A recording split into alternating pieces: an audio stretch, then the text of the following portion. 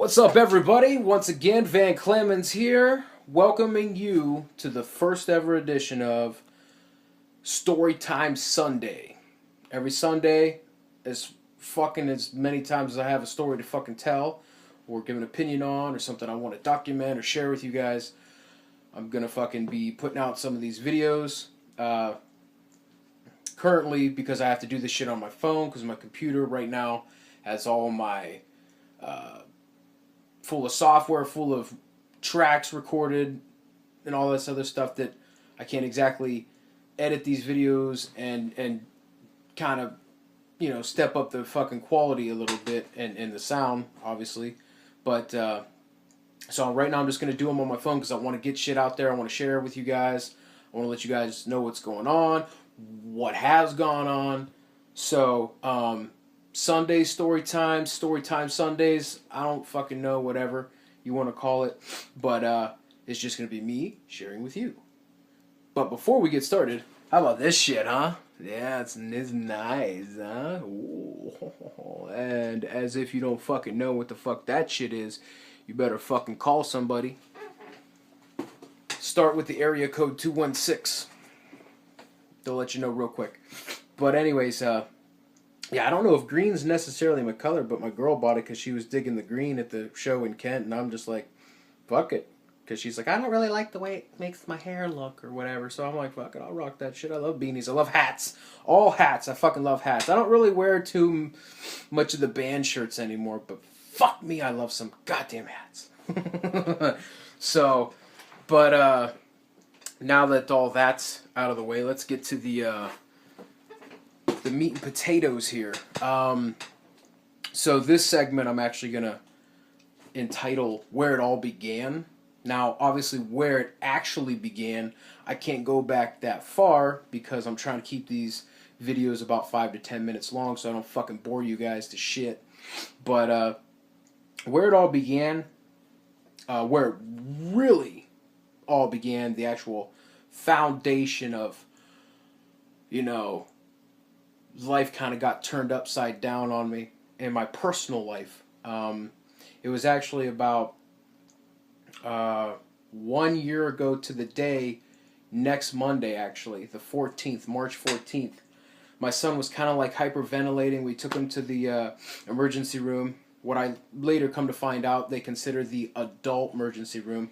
They thought it was a respiratory thing. They sent him home. He kept doing it all night. Long story short, we took him to Akron's Children's Hospital. The first question they asked was, is he diabetic?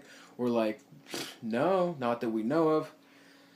So again, crazy, super long story short, they had a life flight him to Akron. I'm based out of Youngstown, Ohio.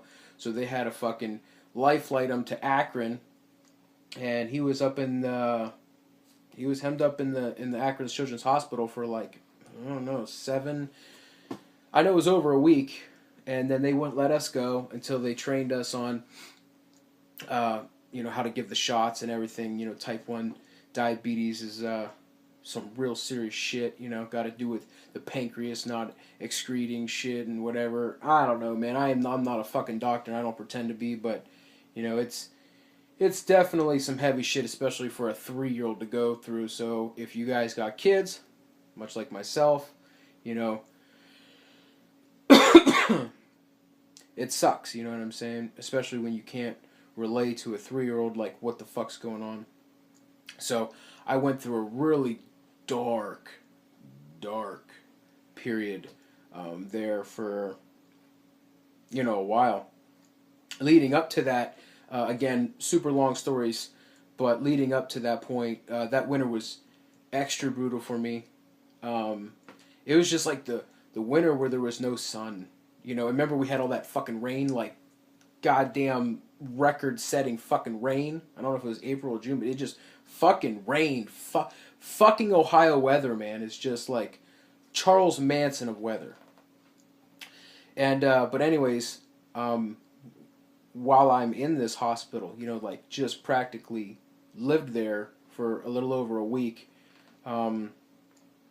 losing my mind, my son literally almost died, like they couldn't fucking find a vein on him to even get an IV to, you know, get fluids in him and the proper medicines to help his sugars and stuff come down.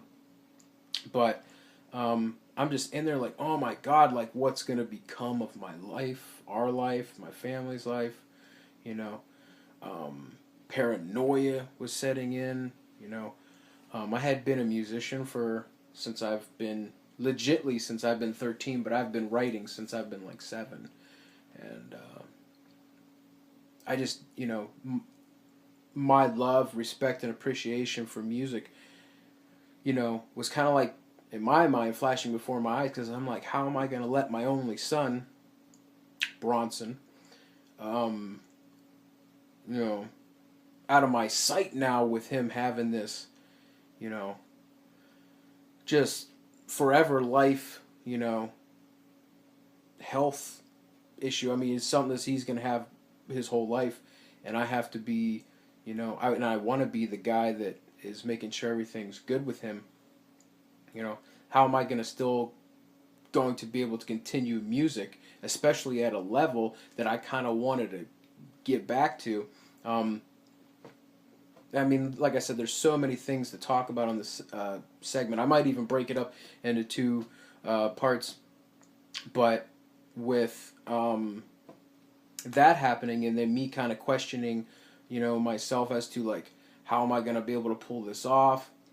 You know, how am I going to be able to do what I do? And even to this day, I still can't believe that I'm doing what I'm doing right now, musically, and getting the fuck out there, and being 2 tracks away from having a full-length album already done, all within a year. I mean, within a year, I have went from, am I going to be able to continue even doing music, to, I've played the Agora Theater. I mean, you don't shake a stick at some shit like that. And now I'm going to have a full-length album, you know. I had been in and out of bands pretty much my whole life since I've been 15, give or take. And, I mean, we've done some recording.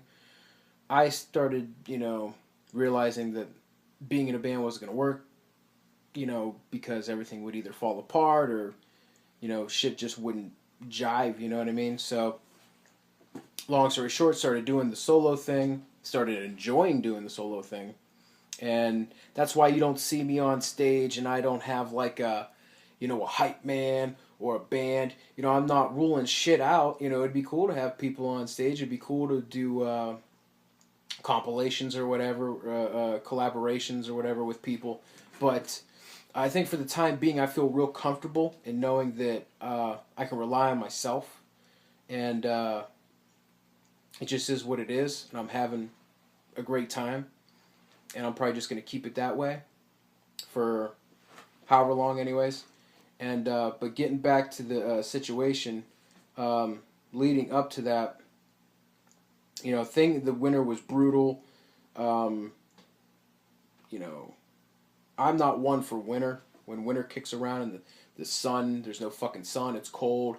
For me, mentally, it's brutal. So, and then to go through one of the brutalest winters, and, you know, there's other personal situations that was going on that I'm not even going to fucking bring up because it's just too deep and shit for me personally to even bring that up right now. But with my whole, you know, with everything else that was going on, and then, you know, almost losing my son, and you know, I kind of had this like epiphany, like, you know, we're all gonna die. You know, I mean, that's everyone's end. So I figure I better start living life to the fullest. You know, I got to try and find a way to somehow juggle my personal life, and still be able to enjoy life, play music, get out there, meet awesome fucking people like you guys, and then just, you know, live life. So, decisions were made, obviously. You know, I wouldn't be sitting here making this shit and talking about, you know, such deep personal matter here. But if things didn't work out for the best, but every day it's a struggle, you know, and you just got to keep on keeping on. I mean, that's all you can do. So, but it looks like we're reaching about the 10-minute marker on this video. I don't want my phone to just shut down in the middle of some shit. So I might just break this up into a part 2 segment or something. We'll get something going on. And maybe instead of actually posting that next Sunday, I'll just do like a one today, one tomorrow, a Monday, and then we'll just pick up on next Sunday with our regularly, tuned in programming.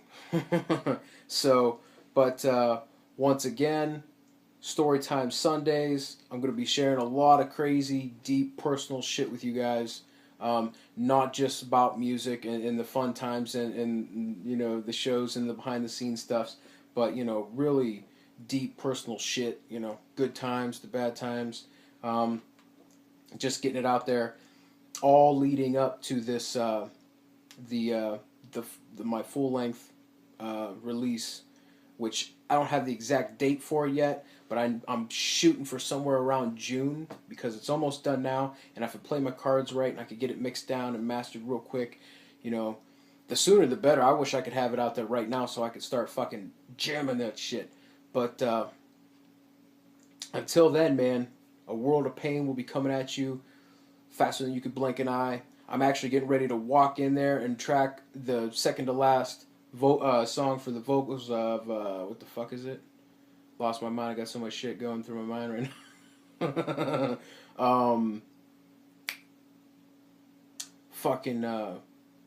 Here Comes the Noise. Here Comes the Noise. It's actually a fucking awesome track. It's kind of like I had to deal with a lot of hate recently, in the past month or so. A lot of fucking haters, man. It's like they just come crawling out of rocks and shit. And like, hey, buddy. Hey, fuck you, buddy. And I was like, hey, buddy, what the fuck? So I'm kind of just addressing a few issues in Here Comes the Noise. It's just, I think it's been my personal affirmation. It's almost become like an anthem for me as of late, I just attack life, man, grab the bull by its horns and fucking go and enjoy it because it's not going to last for long. So for me, I wake up and go, all right, let's do this. Here comes the fucking noise. So Van Clemons, I'm out. I'll see you guys tomorrow. Peace and love.